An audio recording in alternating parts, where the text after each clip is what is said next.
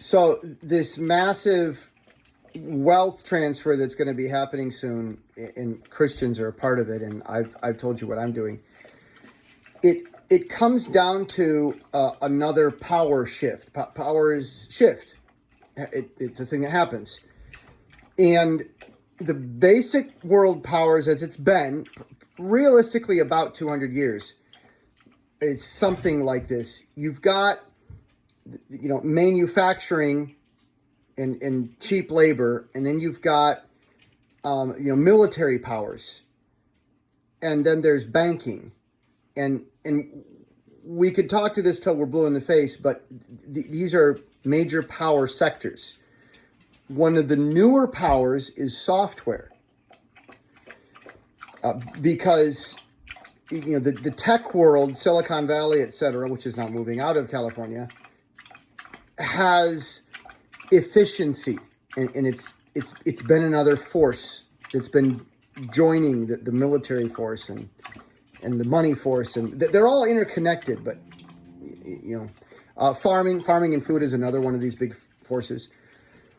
Well, cryptocurrency, it has been software getting itself into that banking world, and so the banking world has its power in electronic transactions that can happen over great distances. So you don't have to mail people a check anymore. And even then, checks only work if they go through banking systems. And banks are also, they have their power because they have contracts with government to be part of that currency. Well, even today in America, the automatic clearinghouse takes a full week to move money from one bank to another. They say you get your money in 2 or 3 days, but it's still confirming things several days after that to make sure people didn't use an eraser and write in the amount of money they want. They went, okay, we're deducting this money from this bank and adding the identical amount to that bank, and then they double check and redouble check, and that's what the automatic clearinghouse does. And a lot of the bank transactions are using this old language called COBOL. So cryptocurrency is instant.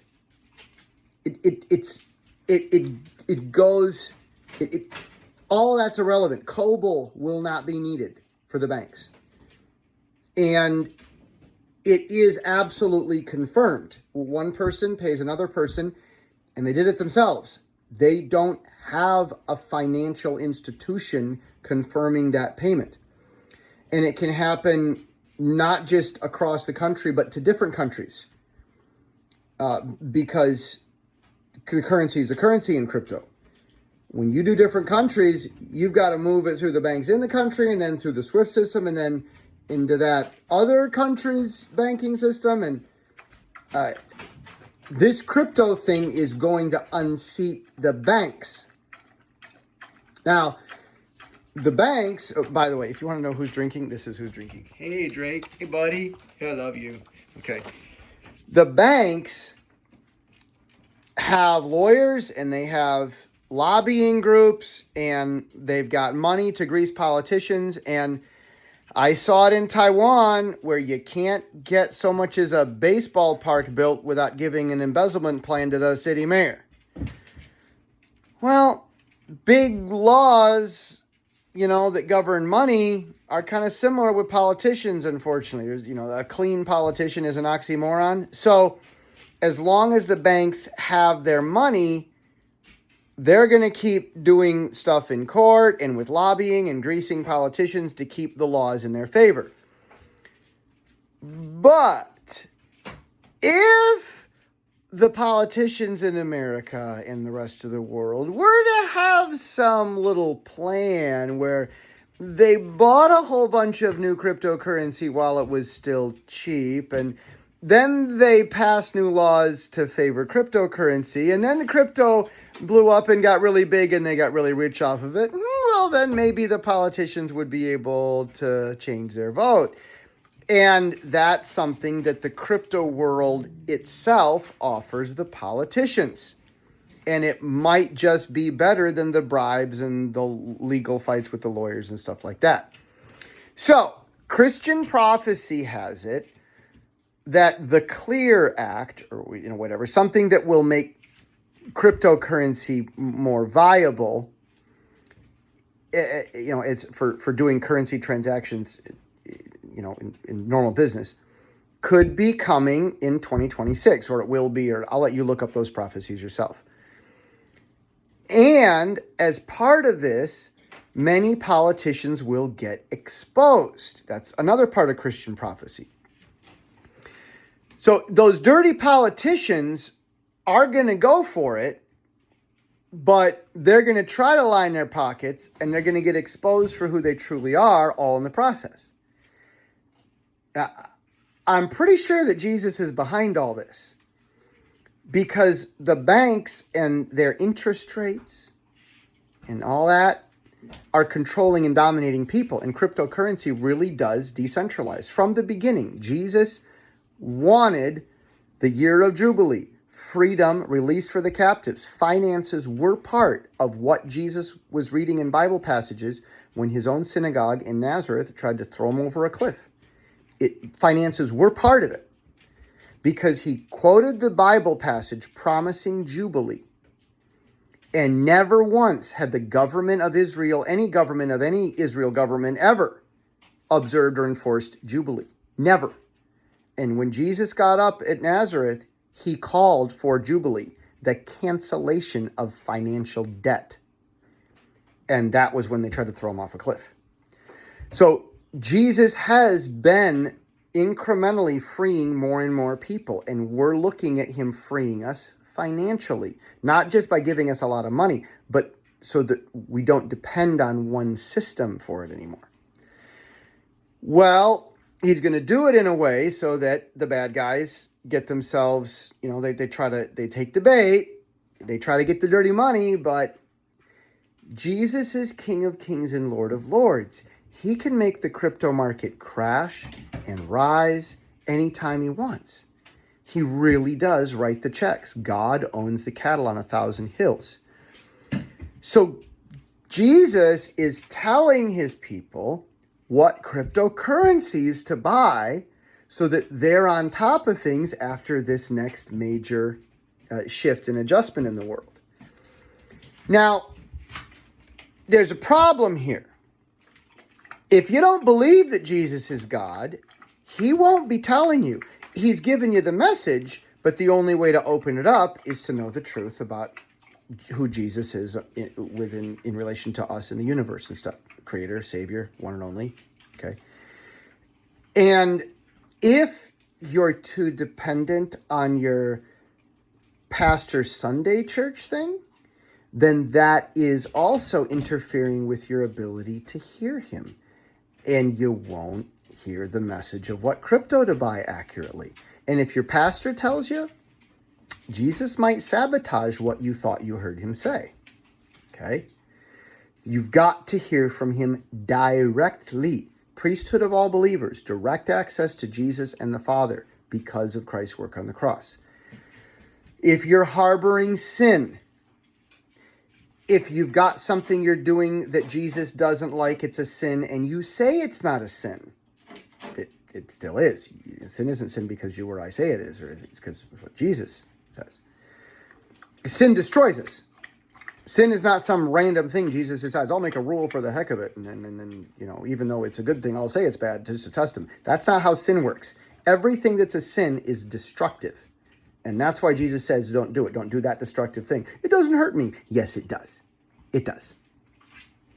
So if you're destroying yourself through things and you're not honest about that and you hang on to it, or if your pastor has become your half Jesus, or your local Sunday gatherings and then your Bible study and then your whatever else and then your other chicken barbecue and your Christian fundraiser and your youth retreat, and if that's become your fellowship instead of you taking initiative and going directly to Jesus and directly to the Christians for your fellowship, you can go to Sunday, but it doesn't take the place of it, If you don't believe in Jesus at all, you're going to miss it. You pretty much, you're up a creek.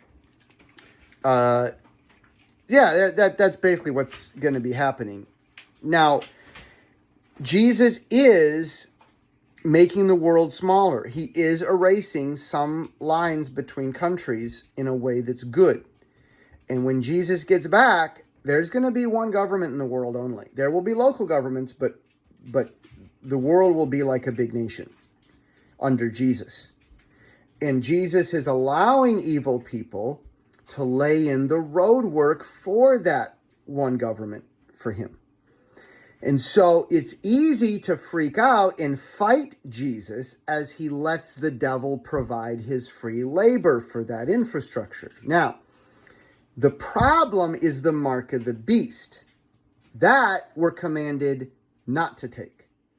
But the international infrastructure leading up to it, the Bible does not prohibit us from being part of. And it's very easy to take a no God, no Jesus, save ourselves approach to say, well, Jesus' Bible says that thing's evil, so we're going to add rules and stop all the good things before it and say they're bad, and we'll do the conspiracy theory thing. No. Jesus is unifying the world through many things, politically, economically, socially. There's language changes. I teach English to people in Taiwan, That's a thing, So as Jesus does that, many Christians, have conditioned themselves to hate all the steps that lead to the mark of the beast, to try to prevent the mark of the beast. You're going to end up fighting God. The mark of the beast is part of God's plan. Nothing happens that is outside his plan. The mark of the beast was part of what was happening in the trumpets when they're going off during the woes. And, hey, be good. And that came from the seals, the seventh seal, and that was on the scroll that was in God's hand as the solution to the situation on earth. The mark of the beast came out of God's scroll, his solution to all this. And why?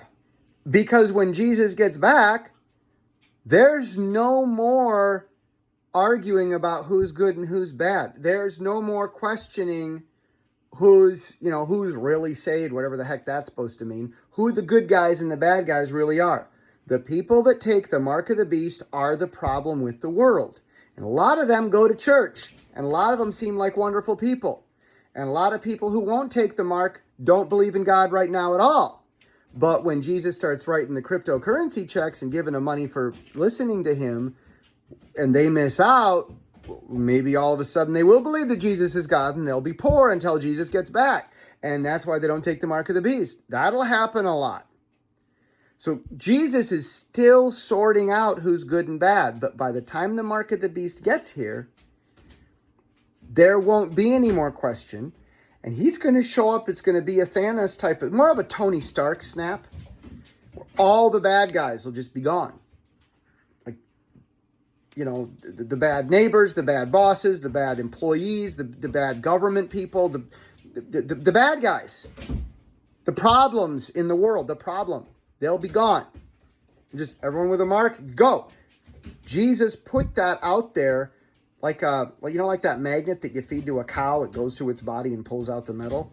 That's what the mark of the beast is supposed to be. It just magnetizes the bad guys and sucks them right out, and then the world will be good when Jesus gets back. So, no, God will throw a party for you, and he won't only make the devil pay for the whole thing, he'll make the devil want to pay for it. He'll make the devil convinced that he'll let the devil convince himself that the devil owns you because he's paying for your party. No, it's not true. God lets the devil work for him for free. Fighting the devil, fighting him, his work, could end up interfering with God. Resist the devil, drive him out of your life, release people from the devil's bondage. But when Jesus is allowing things to happen, don't fight against those things. You could end up fighting directly against God himself. Ah, that gets complicated. That's where I'm following things.